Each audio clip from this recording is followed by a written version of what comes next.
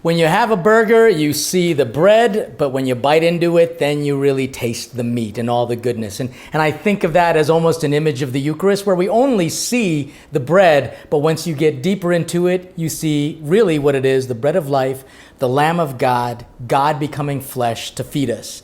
This episode is all about burgers, and I think it's definitely going to feed you body, mind, and soul.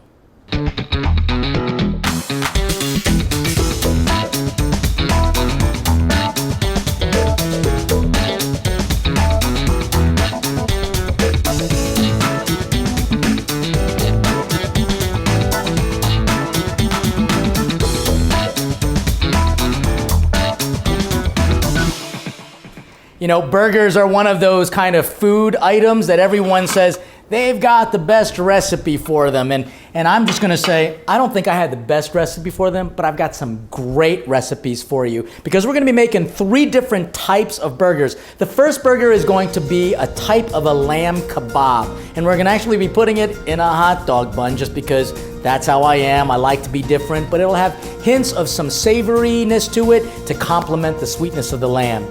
Another burger that we're gonna do is gonna be a salmon burger. Almost a type of a crab cake, but we're gonna be using just canned salmon, and we're gonna be infusing some delicious flavors and turning that into a delicious seafood burger.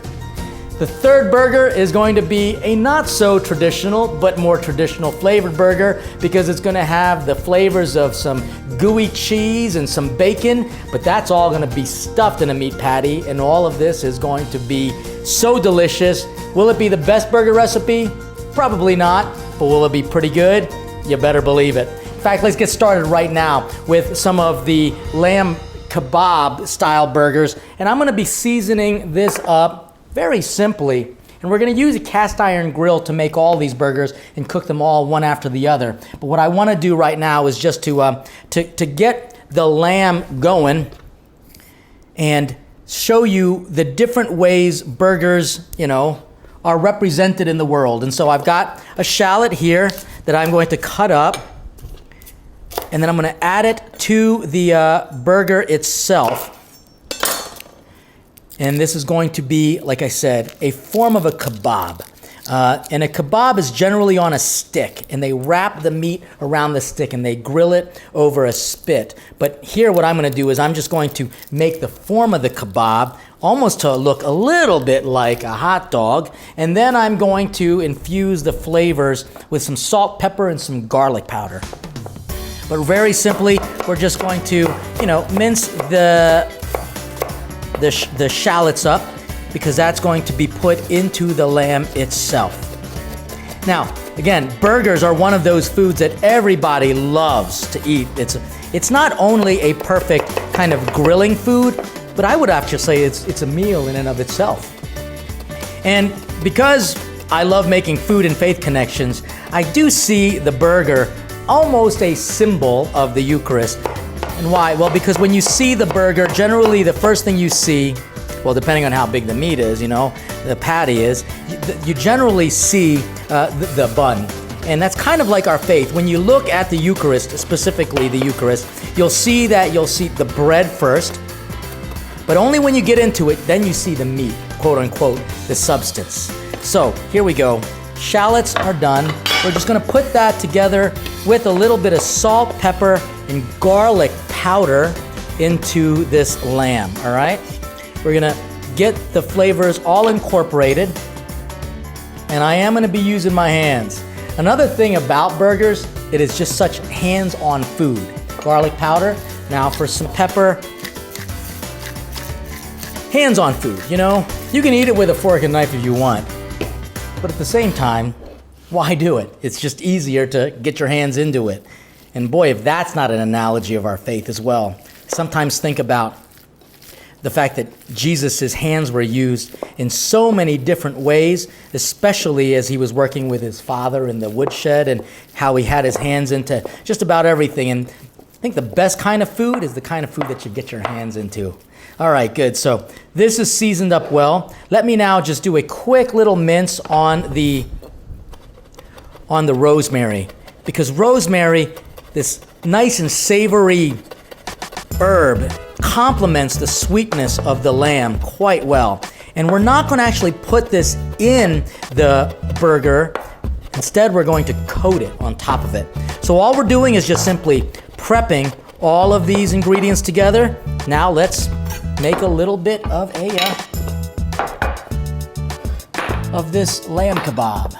We're gonna make it look a little bit like a hot dog, okay? So just form the patty, and then you're just basically going to roll it out, and then if it helps, in a flat pan, just like in a flat plate like this, just rolling it all out. Let's make 2 of these, and then you'll see what I do with the rosemary.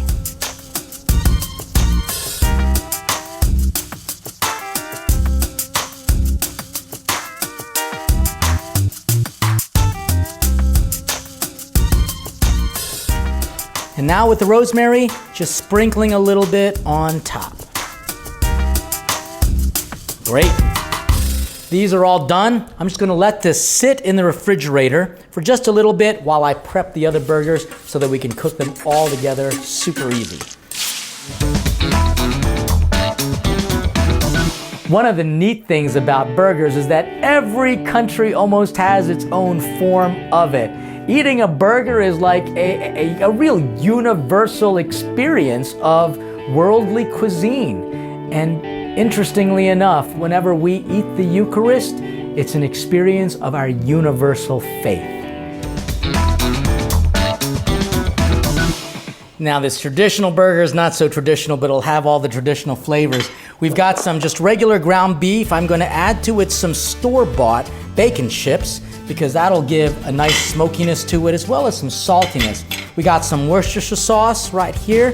That'll give some flavor to it, obviously. And then just a regular barbecue sauce. Now I'm gonna get my fingers in this because I'm gonna be, again, getting my hands into it.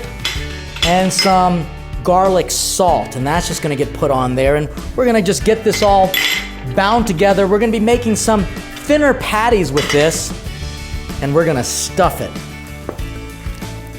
We're gonna stuff it with a little bit of this sauteed onions and some regular American cheese.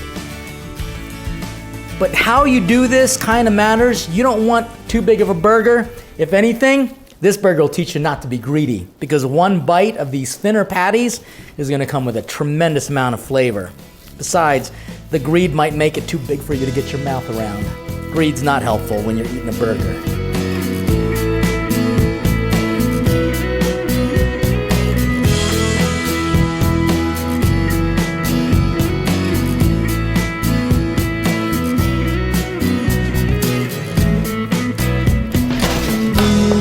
So we've got these 2 thinner, flatter patties that are already out.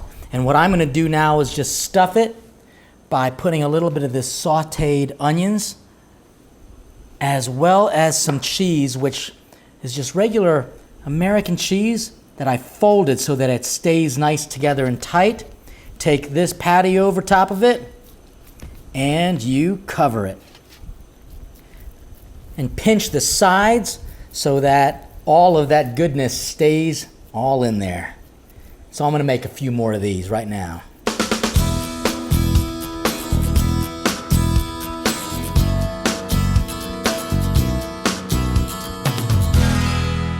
All right, so I've got these burgers made and stuffed. I'm gonna just let these rest. I'm gonna do just a quick little cleanup and get ready for burger number 3. Not so traditional, but delicious. Salmon is coming next. A burger and faith analogy, actually pretty easy. You start off with a simple piece of bread, but all depends on what you put into it. Isn't that an image of the Eucharist? It's simple bread, but what does God put into it? Obviously, the Word made flesh to dwell among us. So you think about the next time you eat a burger, think of the Eucharist and how God puts that goodness in between those 2 simple pieces of bread.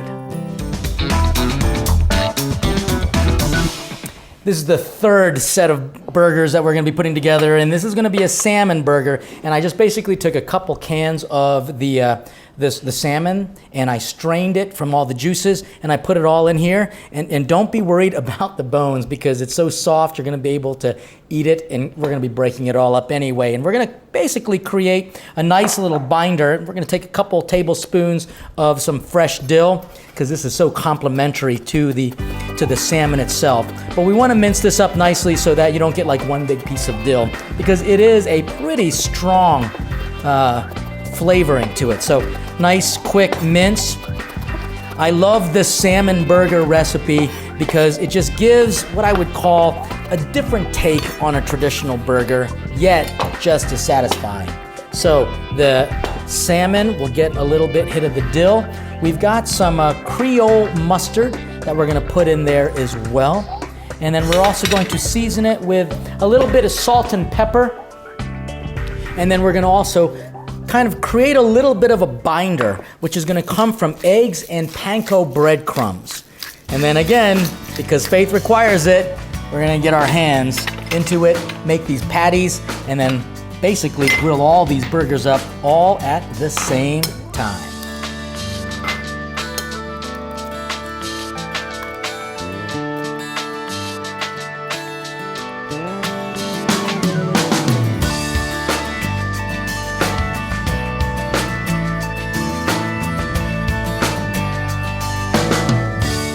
So what I've just done right now is I formed these patties. Although they're not the most perfectly sized, they are all about the same thickness, which is what matters the most, because we want to be able to cook them all at the same time. And like I said, with the bones, you don't have to worry about it because they're so soft. And don't worry about it. Saint Blaise, you can ask for his intercession. You can probably find that story about how Saint Blaise saved a young boy from choking on a fishbone, and that's why we get blessed with him. And you know, we're going to call these some blazing burgers. But let me do a quick little cleanup so that I can throw these on a grill pan, and we're going to have 3 delicious burgers coming up super soon. Oftentimes people are really nervous to cook for me because they think, you know, I'm a chef and I have this show, and I say, please don't worry about that. And one of the things I enjoy doing is actually just going to barbecues where you have simple foods like hot dogs and burgers. But I know people are actually very competitive to the point where they have to have the best burger recipe. Well, these burger recipes, as I keep saying, may not win competitions, or they might. Maybe you want to give it a try. But I know that these burger recipes will win over hearts and minds. You know, burgers are one of those meals that you can cook inside and outside. The only one that I would recommend that you don't cook on an actual grill will be the salmon burger, just because it might fall apart on you, and you want something that's going to be flat. I'm going to use the grill mark pans here, these cast iron skillets, to cook the red meat. And we're not going to put very much oil on this at all because there's going to be enough fat that's going to bleed through it. But for the salmon burger, let's add just a little bit of olive oil on this pan so that we can get this going. We're going to see it to a smoking point. Don't touch these, all right? But I do want to just make sure that it is going to be spread out. So using all of your proper utensils to make sure that this is going to cook evenly on each side. And we probably want to get this to about a medium-high heat so that you can get some kind of caramelizing on these burgers, but at the same time, not so hot that it just burns, because then that will just kind of ruin everything. All right, so here we go. Let's see how hot this is by doing a little tasting, a little test. Not just yet, so we're just going to wait for a minute or two until the pans get definitely hot enough. And what we're going to do is we're going to be making a couple different sauces. I'm going to show you what they look like right now. Because I made them in advance, because this is something that you can make in advance, and something simple enough that you can get your kids to do for you. To accompany the salmon, we've got this nice aioli. And this aioli is going to have a whole bunch of different flavors in it. We've got some mayonnaise, we've got some garlic, we've got some lemon juice, and some chopped dill. And then for the complementary sauce for the actual lamb kebab itself, we made kind of like a tzatziki with some sour cream, salt, pepper, garlic, and I shaved with a microplaner or just chopped very finely just some cucumbers. And so that's going to be delicious. So let's keep these off to the side. I know that these are simply hot enough right now. So just carefully placing, nice sound, putting all the burgers for the salmon on here, making sure that there's enough space between it all so that you can flip it easily and that it cooks evenly as well. Great. Putting this off to the side. Now let's get the red meat on the grill itself. Here we go.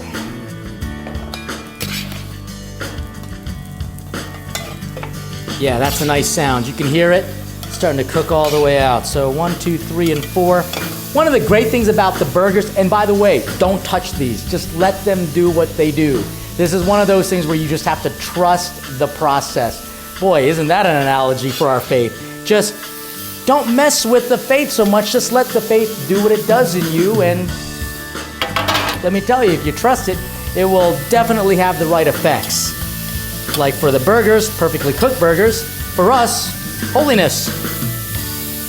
Lamb kebab is going to get put down. There you go. These are going to continue just to do its thing. This will take about 4 to 5 minutes on each side. And one of the beautiful things about this is that everything is already cooked. The salmon is already cooked. The bones of the salmon are already cooked enough. Now for this, we want to make sure obviously that it cooks enough so that the steaming will continue to melt the cheese on the inside. And you can see how already the fat is beginning to just drip off of the meat itself, which will make it easier to turn when it's time to turn it.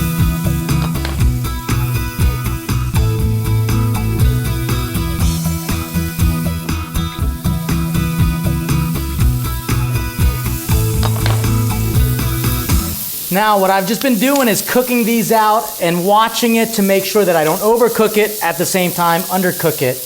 And in some cases, you might find that your grill pan or your stove itself may not be flat. It might tilt over a little bit. So what I'm trying to do is just make sure that the oil gets distributed. And sometimes it might even be helpful to just kind of use a little bit of that oil to brush on top of the burger to keep it nice and moist. Because we want to make sure that this is heated all the way through, I might recommend a nice little trick that oftentimes you'll see chefs do. And once you know that it has been browned, but you want to warm it all the way through, guess what I'm going to do? I'm just going to basically top it off, getting something big enough so that it'll warm all the way through, and then turning down the heat so that we don't burn the burgers. Now, for the red meat, however, you can see what I've had to do is be very patient and delicate, especially with the lamb. And you can see I'm just using my tongs just to kind of nestle it out, and you can see how it's cooking beautifully. And when the burgers are done, you'll know it because it will move itself. It will allow itself to move. So let's get these off because that's just about hot enough, but I'm going to cover it up anyway. Oh, look at that. That's beautiful. These grill marks, and I didn't even put any grease or any oil on this whatsoever, just because the burgers themselves, the meat itself, has just enough of the fat content to cook it all the way through. When you're cooking burgers for your family, one of the best things about it is that you can ask them, what do you want in it? Especially with a stuffed burger. I want with cheese, without cheese. We'll just stuff it all in there. And you can see just how it's cooking evenly. The onions were already caramelized, so they're already cooked. And the lamb itself, I know that it's going to be cooked in just a few more minutes, just in time for us to plate it and have ourselves an outdoor dinner inside. It's awesome for the family. The technique that I use for the salmon to make sure that it's heated and cooked all the way through, I'm going to do the same thing for this burger because I want to make sure that I'm cooking it all the way through. Now, people are going to say you're going to dry the burger out. To be honest with you, with this particular burger recipe, it's not going to be that easy to do because it's got that Worcestershire sauce. It's got some of the other sweet liquids that are in there as well. And it also has the onions and the cheese, which basically means it will stay moist. maybe this is one of those foolproof burgers because it'll always be juicy, even if you cook it medium well or even well done.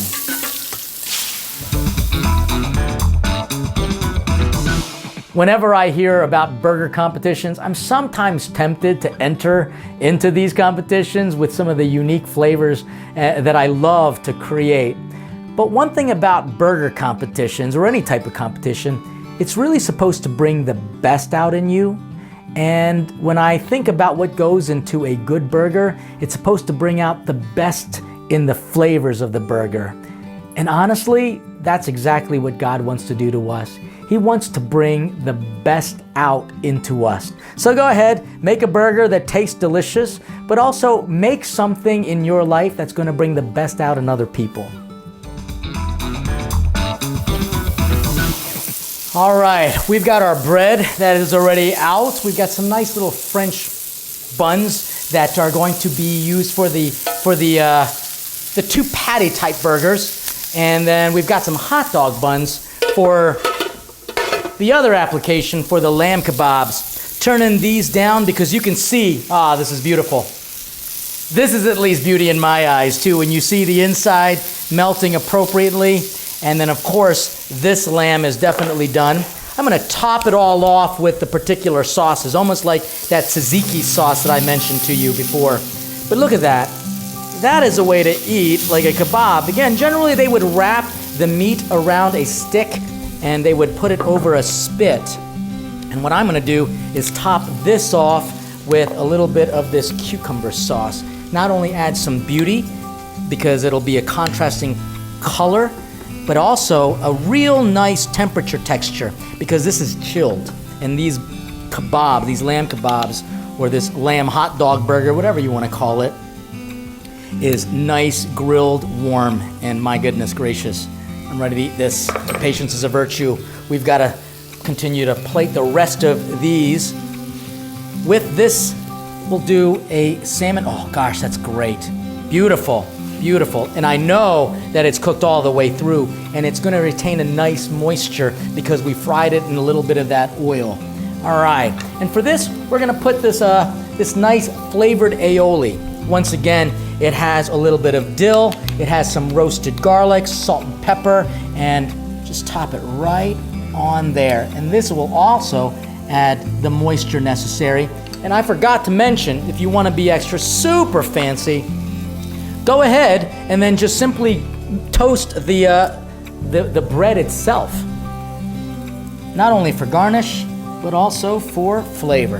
And finally, these not so traditional, but traditional flavored burgers. Now, I have to admit, I should have done a better job in sealing these out on the side and pinching the sides.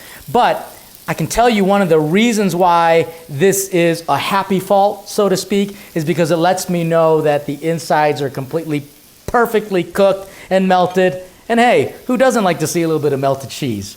But this will be a surprise for those who eat this burger, because I did this one perfectly well. All right. Now, what we've got are these burgers that are lined up. Not so traditional, but definitely oh so delicious. And again, with this one, since it's got the bones on it, we ask the intercession of Saint Blaise so that we can feast on this without any fear. And I guess one of the things that people sometimes fear is when they make a burger, is my recipe gonna be good enough? Who cares? As long as you put the right ingredients into it, and that most important ingredient is that you're doing it out of love. And as unique as these burger recipes are, I don't know if they're gonna win any awards, like I said, but I know it will certainly win over hearts and minds. We'll see you next time here on EWTN's Savoring Our Faith.